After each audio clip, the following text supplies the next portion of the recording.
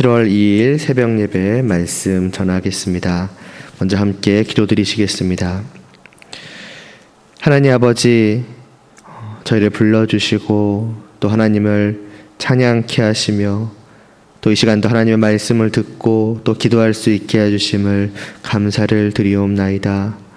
그러면 하나님의 말씀 없이 저희가 어떻게 또 하나님을 사랑할 줄을 알며 또 어디로 또 어떻게 나아가야 할지를 알 수 있겠습니까?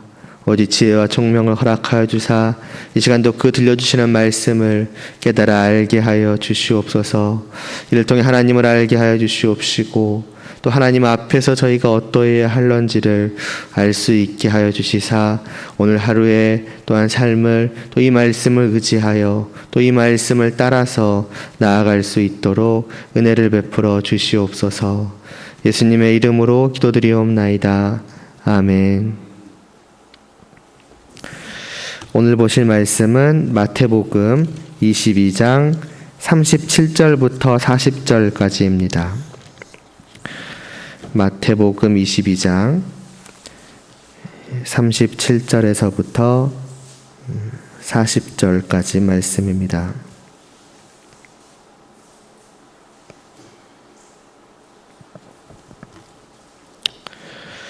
신약성경 38쪽쯤에 있습니다. 22장 37절에서부터 40절까지 함께 봉독하시겠습니다. 예수께서 이르시되 내 마음을 다하고 목숨을 다하고 뜻을 다하여 주 너의 하나님을 사랑하라 하셨으니 이것이 크고 첫째 되는 계명이요 둘째도 그와 같으니 내 이웃을 내 자신같이 사랑하라 하셨으니 이 두 계명이 온 율법과 선지자의 강령이니라. 아멘.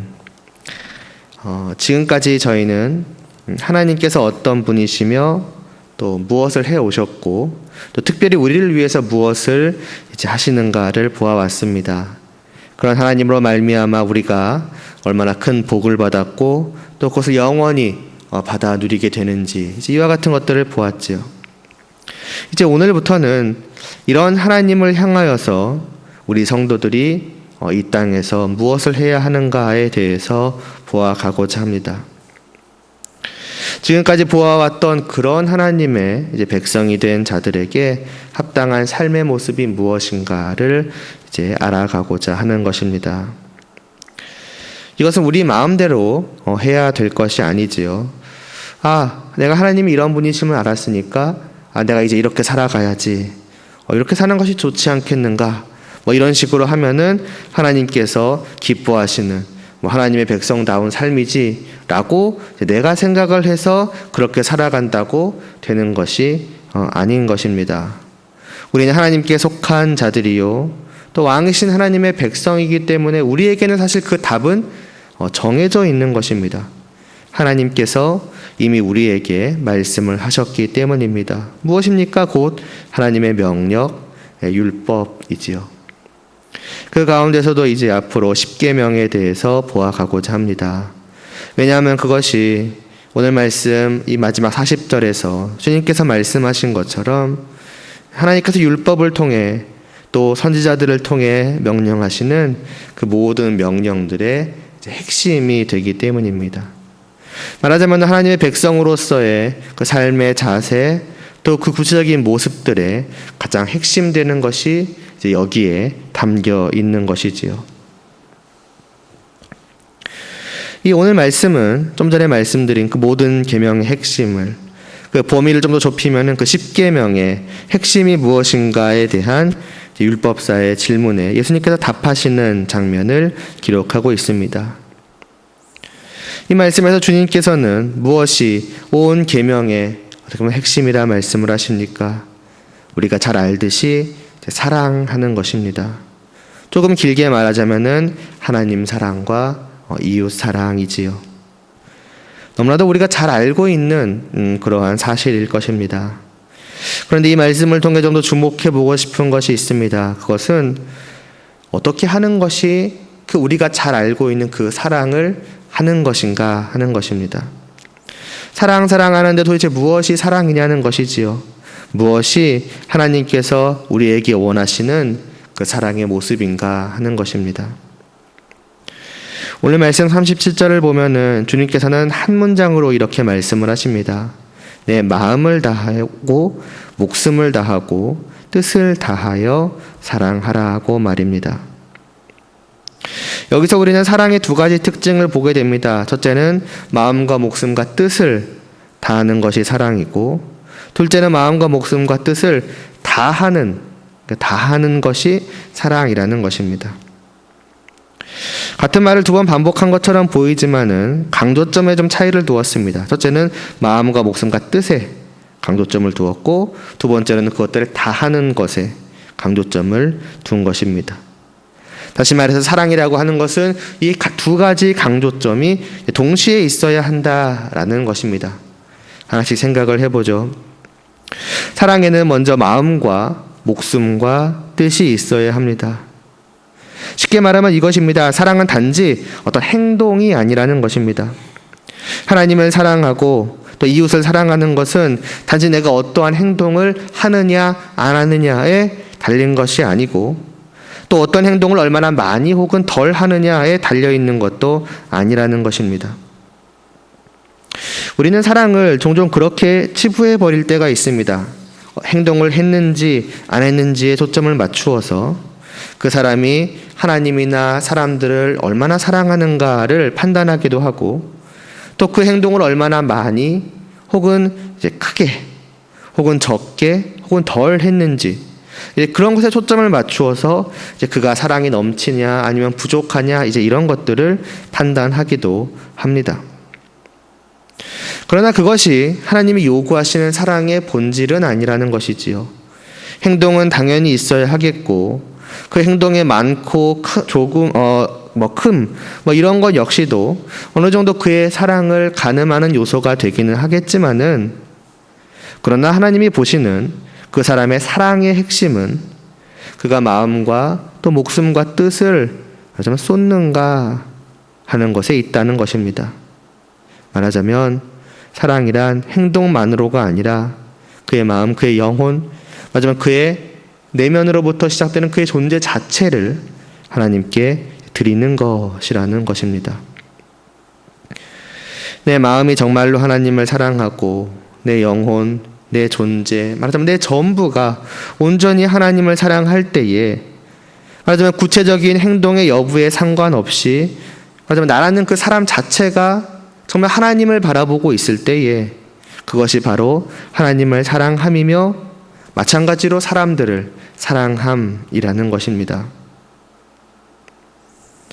그러므로 내가 정말로 하나님을 사랑하고 있는가, 하나님께 사랑을 드리고 있는가를 알고 싶으시다면은 지금 내가 무엇을 했고 내가 오늘 어떠한 삶을 살았는가를 보기 이전에 먼저 나의 마음, 나의 영혼, 나라는 존재 자체가 과연 하나님을 향하고 있는가, 이것을 살펴보아야 할 것입니다. 단적인 예로 주일에 교회에 나와서 정말 아름다운 목소리로 정말 어떻게 보면 목청이 터져라 찬양을 부르고 정말 설교를 열심을 다해 듣고 정말 열정적으로 기도하며 내가 가진 그 모든 것을 하나님께 다 헌금으로 드린다고 해서 그것이 하나님을 정말로 사랑하며 온전히 예배하는 것인가 할 때에 그렇지 않을 수 있다는 것입니다. 정작 거기에 하나님을 향한 그 나의 진실된 마음, 정말 사랑, 정말 하나님을 즐거워하며 하나님과 함께함을 기뻐하며 하나님을 경외하는 어떤 그러한 마음들이 빠져 있다면은 그것은 하나님을 사랑함도 아니며 하나님이 받으시기 원하시는 그런 예배를 드림도 아닌 것입니다. 과연 예배를 드리는 내 마음이, 내 영혼이 어떤 그 감격과 기쁨과 행복함으로 정말 가득한가? 하나님을 향해 가지는 그 마음이 정말 어쩔 줄 몰라 하며 정말 경외함과 그 사랑함의 마음으로 막 풍성하며 그런 것들을 하나님께 향하고 있는가?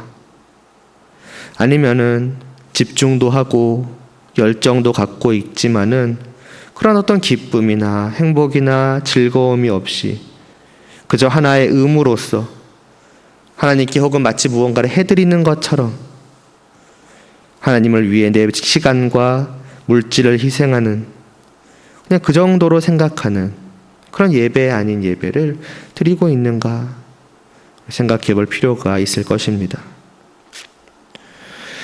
하나님은 내 목소리의 크기나 어떤 설교에 집중하는 집중력이나 또 헌금에 많고 적음에 관심을 두시는 것이 아니라 그러하는 내 마음이 과연 어떠한가를 보신다는 것이지요. 내 중심을 보시는 것입니다. 사람들은 다른 사람의 행동을 보고 그를 판단할 수밖에 없으나 하나님은 거기에 넘어가시는 분이 아니시며 그 행동만을 보시고서 기뻐하시지도 않으시는 것입니다. 오히려 구약과 신약에서 이스라엘 백성들과 바리새인들의 행동만이 있는 모습에 하나님은 책망하시고 가증하다 하셨다는 것을 우리는 기억해야 할 것입니다. 그러나 이와 같은 사실이 우리에게 아무런 행동이 필요 없다 그런 말은 당연히 아닙니다. 이처럼 하나님을 향한 마음이 정말로 있다면은 그 마음의 진실됨과 그 어떤 마음의 정도에 따라서 행동은 자연스럽게 뒤따르기 마련일 것입니다. 하나님을 향한 마음이 없어도 소리 높여 찬양할 수는 있겠으나 그러나 하나님을 향한 마음이 있는데 하나님을 소리 높여 찬양하지 않을 수 있겠는가? 나는 마음이 있으니까 행동은 필요 없어. 그런 것은 있을 수가 없을 것입니다. 알맹이 빠진 그 어떤 겉모습만, 어떤 그 외식적인 모습만 있을 수도 있겠지만은 그러나 마음이 있는 자라면은 결국 그 마음은 그 사람의 드러나는 행동으로 나타나게 될 것입니다. 하나님을 향한 마음이 정말로 있다면은 그 사랑의 마음은 하나님을 향한 열정적인 찬양과 기쁨으로 진지하게 설교를 듣는 것과 기타 여러 행동들로 나타날 것입니다. 그러므로 마음과 목숨과 뜻을 다하는 사랑은 이렇게 정리할 수 있겠습니다. 마음이 없는 행동은 사랑이 아니라 무의미한 것이며 또 행동이 없는 마음은 거짓된 마음일 것이지만은 동시에 오직 하나님을 향한 참된 마음으로부터 올바른 행동이 나오게 될 때에 그것이 하나님이 원하시는 진정한 사랑인 것이다 라고 말입니다. 다음으로 사랑의 또 하나의 특징은 아까도 말씀드렸듯이 그것들을 다 하는 것이라고 하였습니다.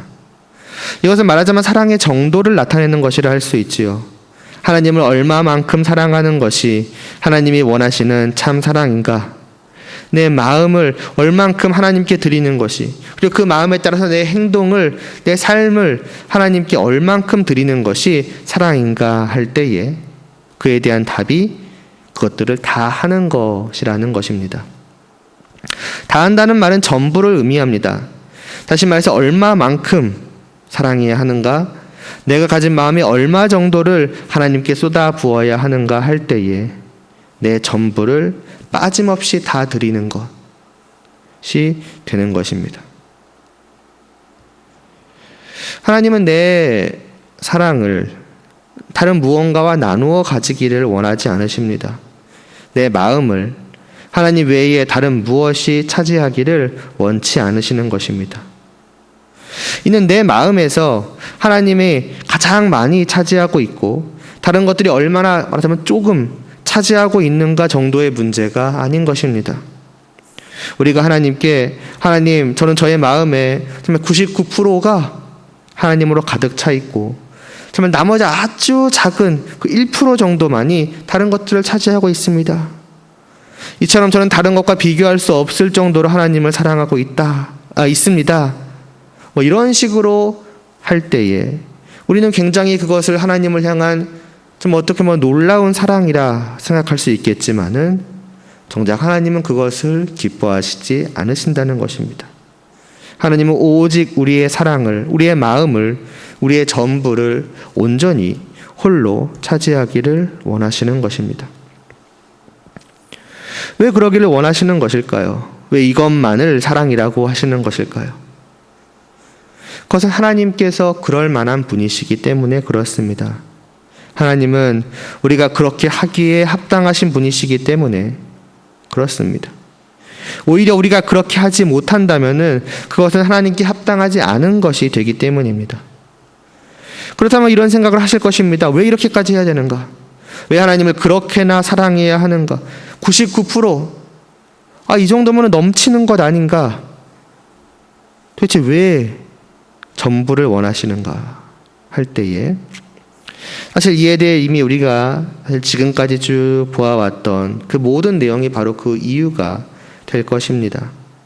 시작하면 말씀을 드렸듯 하나님이 어떤 분이신가, 또 무엇을 하셨는가, 특별히 우리를 위해 무엇을 하셨는가 하는 이 모든 것이 하나님께 내 전부를 드려야 하는 이유가 됩니다.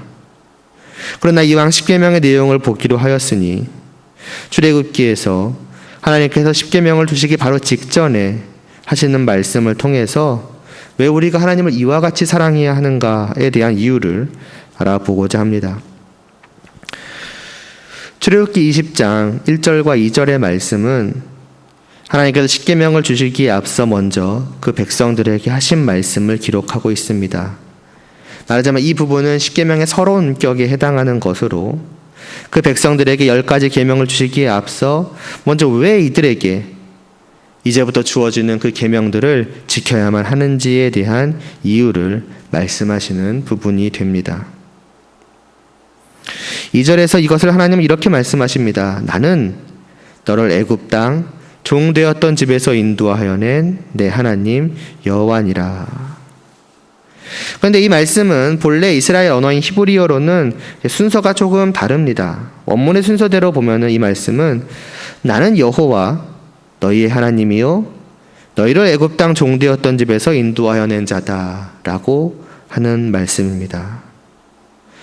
여기서 우리는 하나님께서 그들이 하나님의 계명을 지켜야 하는 3가지 이유를 말씀하시는 것을 봅니다.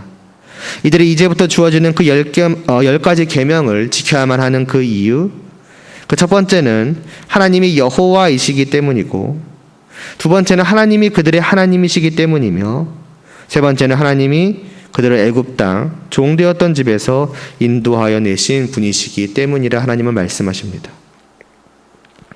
첫째로 하나님께서 여호와 곧 자신의 이름을 이 백성들이 계명을 지켜야만 하는 이유로서 들고 계시는 것은 무엇입니까? 하나님의 이름은 무엇을 나타내는 걸까요? 그 여호와라는 하나님의 이름은 하나님이 어떤 분이신지를 나타내는 것입니다. 다시 말해서 이런 것이죠. 내가 이런 자이기 때문에 너희는 내 명령에 따라야 한다. 그 이런 자가 곧 이제 여호와인 것이지요. 여호와라는 이름의 의미는 스스로 있는 자라는 의미입니다. 스스로 존재하는 자, 자존자 이런 뜻입니다. 그렇다면 이것은 어떤 의미입니까? 이는 하나님께서 누구에 의해서도 창조되지 않으셨으며 또 다른 누구에 의존하여 존재하시는 분도 아니시라는 의미입니다. 이 사실이 우리에게 무슨 의미가 있는가 생각되실지 모르겠습니다만 이런 여호와 스스로 계시는 하나님과 비교하여 우리들 자신을 한번 돌아보시기를 바랍니다. 하나님께서 여호와고 스스로 존재하시는 자라고 한다면 우리는 어떤 자라고 할 수 있겠습니까? 바로 스스로는 존재하지 못하는 자라고 할 수 있습니다. 하나님은 누군가에 의해 창조되지 않으시고 처음부터 스스로 계셨지만은 우리는 오직 하나님으로 말미암아 피조되었습니다. 또 하나님은 누군가에 의존하여 살아가시지 않으시며 누군가가 있지 않으시면 안 되는 그런 분이 아니시지만은 반면에 우리는 전적으로 하나님을 의지하여 살아가고 있으며 하나님 없이는 살 수 없는 존재들입니다. 이는 사도행전 17장 28절에서 우리가 그를 힘입어 살며 기동하며 존재한다라고 증언하는 그대로입니다. 우리는 한순간도 하나님으로 말미암아 살아가고 있다는 사실을 어떻게 보면 한순간도 인식하지 못하고 살 수 있지만은 사실 우리는 단 한순간도 그 모든 순간도 하나님의 그 붙드심을 하나님의 돌보심을 벗어나서 살아간 적이 없습니다. 내가 주님을 믿지 않는 진노의 자녀였을 때에도 여전히 하나님은 은혜로 나를 붙드사 존재할 수 있도록 키우셨으며 그리고 지금도 또 앞으로도 마찬가지입니다. 하나님께서 내 생명을 거두어 가시면 그 즉시로 우리는 끝날 수밖에 없습니다. 그렇지 않다는 것은 하나님께서 내 생명을 정말 유지시키고 계시다는 의미가 될 것이죠. 물론 우리가 하나님께 의존해 있다는 것은 단순히 어떤 생명 이상의 내 존재 전체를 의미하는 것이지만은 정말 생명만을 놓고 생각을 해봐도 쉽게 이해가 되실 것입니다. 이것이 하나님의 이름이 보여주는 우리와 하나님의 관계입니다. 우리는 오직 하나님을 의존하여 살 수밖에 없는 인간, 하나님 없이는 살 수 없는 그분의 피조물입니다. 그렇기 때문에 우리로 하여금 정말 그 내가 의존하는 그분, 나를 살아가게 하시고 나를 행동하게 하시고 나를 존재하게 하시는 그분을 결국에는 전적으로 섬기지 않을 수 없겠구나 하는 그러한 생각을 하게 합니다. 이 사실을 바르게 깨닫는다면은 그 사람은 당연하게도 그분의 명령에 전적으로 따르는 것을 합당하게 될 것입니다. 내가 나 홀로 독립적으로 살아가는 존재라고 한다면야 그 모든 것을 내가 판단하고 누구를 섬길지 얼마만큼 섬길지 그런 것도 내가 정하는 것이 당연하겠습니다마는 내가 오직 전적으로 하나님을 의지하여 하나님 없이는 조금 더 살아갈 수 없는 그 존재라고 한다면은 내 전부는 하나님께 속한 것이며 따라서 하나님께 속한 그 내 전부를 말 그대로 다하여 하나님께 드리는 것은 당연해질 것입니다. 이어 하나님의 백성이 하나님의 계명을 지켜야 하는 두 번째 이유에 대해서 바로 이 여호와 하나님께서 우리의 하나님이 되어주셨다라는 사실이 나옵니다. 앞서 말씀드렸듯 하나님은 홀로 존재하시는 분이십니다. 반대로 말하면은 하나님께서 홀로 존재하실 수 있으신 분이십니다. 누구에게도 의존하지 않으시기에 누구와도 함께 있지 않으셔도 하나님은 조금도 부족함이 없으신 분이십니다. 다시 말해 하나님은 굳이 우리를 필요로 하는 분은 아니시라는 것입니다. 우리는 하나님을 필요로 밖에 할 수 없지만은 물론 그 대부분의 사람들은 그 사실도 깨닫지 못하겠지만요. 그러나 하나님은 그렇지 않으십니다. 그럼에도 우리는 종종 이런 사실을 망각하지 않습니까? 마치 내가 없으면 안 된다는 것처럼 생각하며 내가 하나님께 무언가라도 해드린 것 마냥 생각하곤 합니다. 그러니까 마치 나의 헌신이나 어떤 희생을 하나님이 이런 거 없으면 안 되시지라는 식으로 생각을 하고 그래서 하나님께서 이런 나의 헌신이나 희생에 마땅한 보답을 그래도 해주셔야 하지 않겠는가 이제 이런 생각을 이제 합니다. 그러니까 내가 하나님을 사랑하는 것은 하나님께 필요한 것이고 내가 그것을 해드렸으니 하나님이 나를 사랑하시는 것이 당연하지 이런 식으로 일종의 이제 공로를 자기 스스로 세우는 것이지요. 그러니 내 삶에 안 좋은 일이 생길 때에는 하나님께 불평을 하고 또 하나님께 원망을 하기도 합니다. 내가 얼마나 해드렸는데 또 내가 이렇게 된다면 이건 결국 하나님 손해가 아닌가 이런 식의 마음을 갖기도 합니다. 그러나 하나님에게는 아무런 손해가 될 것이 없습니다. 애당초 하나님은 이 세상을 창조하시기 전부터 홀로 부족함 없이 존재해 오셨고 또 무엇이 부족해서 이 세상을 창조하신 것도 아닙니다. 마치 쓸쓸해서 사람을 만드사 사기혀 가신다 이런 것이 아닌 것입니다. 말씀드리고 싶은 것은 하나님에게 있어서 피조물인 우리는 아무것도 아니라는 것입니다. 뭔가 그분 앞에서 우리의 가치를 내세울 것이 아무것도 없는 그런 보잘것없는 존재라는 것을 자각할 필요가 있습니다. 물론 이렇게 생각하실 수 있죠. 무슨 말이냐? 하나님이 한 사람을 천하보다 귀하게 여기신다고 말씀하지 않으셨냐? 맞습니다. 그것이 놀라운 은혜인 것입니다. 그럴 가치가 있어서 천하보다 귀하게 여긴다면은 무엇이 은혜이겠습니까? 그것은 당연한 것이겠지요. 그러나 전혀 당연하지 않은 그것을 하나님은 베푸신 것입니다. 천하는커녕 그냥 먼지와도 같은 우리를 천하보다 귀하게 여겨주시니 전혀 합당하지 않는 그 놀라운 사랑을 우리에게 베풀어 주시니 그야말로 감당할 수 없는 은혜인 것입니다. 그래서 이 사실을 깨닫는 성도는 고백을 하는 것이지요. 내가 무엇이간데 하나님께서 내게 이렇게 하십니까? 오늘 말씀에서 좀 전에 말씀드린 그 출애굽기의 말씀에서 하나님께서 우리의 하나님이 되어주셨다는 말씀도 같은 맥락입니다. 우리는 하나님께서 특별하게 우리의 하나님이 되어주시기에 합당한 자들이 아닙니다. 피조물일 뿐더러 죄인이기까지 한 우리는 하나님이 가까이 하시기에 너무나도 합당치 않은 존재들이지요. 그냥 버리시고 그냥 멸하셔야 마땅한 그것이 우리인데, 전능하시고 천지를 만드신 그 위대한 창조주께서는 이런 우리의 하나님이 되어주시기를 기뻐하셨습니다. 우리를 가까이 하시고 우리와 친밀한 관계를 맺으시기를 하나님께서 원해 주신 것입니다. 이것을 생각한다면 어찌 그분의 계명을 따르지 않을 수가 있겠으며 어찌 그분을 사랑하지 않을 수 있겠습니까? 내 전부의 99%를 하나님께 다 드린다 한들, 1% 정말 아주 작은 것만을 남겨놓는다 한들, 과연 그것이 하나님이 받으시기에 합당하신 정도라고 우리는 이 하나님의 은혜 앞에서 말할 수 있을까요? 뿐만이 아니지요.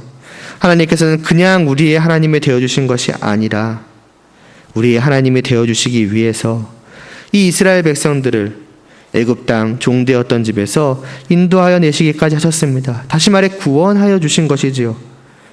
하나님은 그 백성을 그냥 종되었던 곳에서 구원하신 것이 아닙니다. 이를 위해 대가를 지불하셨습니다. 자신의 아들의 목숨을 내어놓으신 것입니다. 곧 우리에 대한 거죠. 그렇게 해서까지 우리의 하나님이 되어주시기를 원하신 분이 바로 여호와 하나님이시라는 것입니다.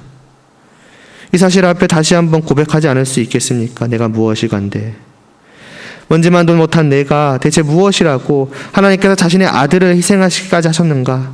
도대체 왜 이런 나를 백성 삼으시고 나아가 자녀 삼으시고자 그런 희생을 치르셨는가 하며, 어떻게 보면 감격이라는 그 두 글자로 다 표현할 수 없는 그런 마음을 가지고 하나님께 감사를 올려드리지 않을 수가 있겠으며, 이런 하나님께서 나에게 이후로 무슨 계명을 주시든지 간에 다 지키겠습니다, 다 따르겠습니까? 그런 고백을 하지 않을 수 없을 것입니다.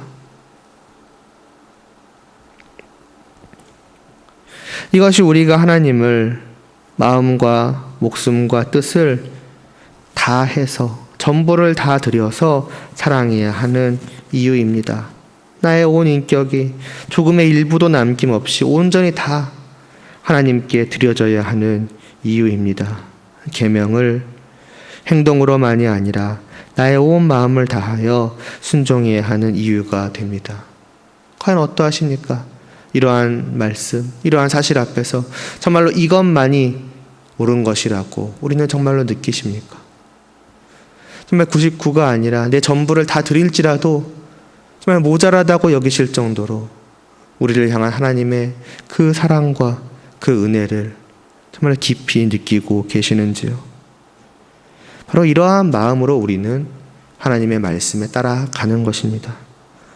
이 십계명의 내용들도 마찬가지인 것입니다. 바로 이와 같은 마음으로 시작을 해서 이 계명들을 받아들이고, 이것이 하나님을 온전히 다해서 사랑하는 구체적인 방법이구나 하는 것을 깨닫고 그것들을 하나하나 해 나아가는 것입니다.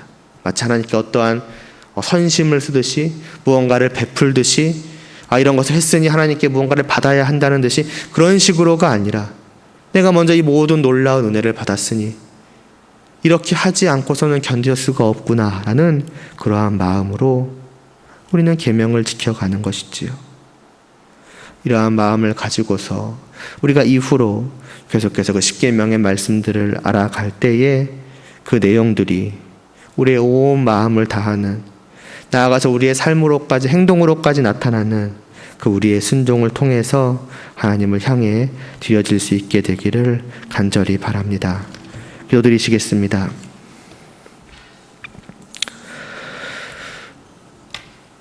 하나님 아버지, 하나님께서는 우리들에게 우리의 정말 전부를 다해서 하나님을 사랑하라고 하십니다.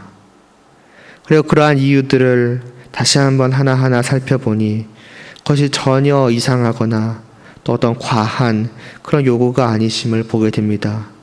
오히려 그렇게 할지라도 그것이 어찌 하나님께서 우리에게 베풀어 주시는 놀라운 사랑과 또 은혜에 합당키는 한 것이겠습니까?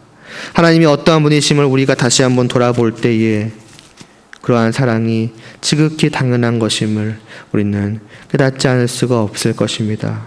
오늘 이 말씀을 통해 다시 한번 하나님 앞에서 우리가 가져야 할 그 마음과 자세를 돌아보게 하여 주시옵시고, 우리가 과연 하나님을 이와 같이 진실로 정말 사랑하고 있는지를 돌아보게 하여 주시옵소서. 이와 같은 마음을 다시 한번 우리가 갖게 하여 주시옵시고, 이것만이 진정으로 하나님께 드려지기에 합당한 것임을 깨닫게 하여 주시옵시고, 그 마음을 가지고서 이후로 정말 하나님의 그 명령들을 하나하나 살펴갈 때에 그것들이 정말 우리의 온 인격을 통해 또 우리의 삶을 통해 정말 하나님을 향하여 온전히 되어질 수 있도록 하여 주시옵소서.